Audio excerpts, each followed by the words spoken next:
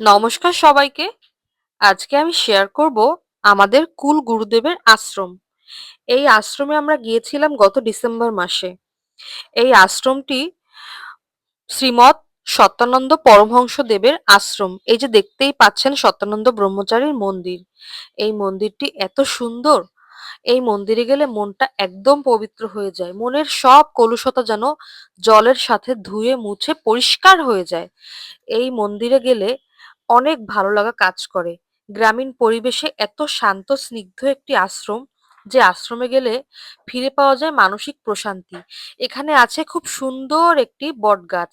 এই বটতলায় কিন্তু অনেক শান্তির দেখা মেলে, যেটা শহরের ওই চাঞ্চল্যকর লাইফে কিন্তু নেই।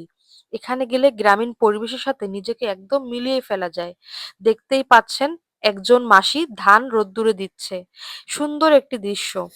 এটা আছে সত্যানন্দ ব্রহ্মচারীর আশ্রমের ভিতরের অংশ এবং নাট মন্দির। এখানে কিন্তু গ্রামীণ পরিবেশে খুব সুন্দর নামযজ্ঞ হয়।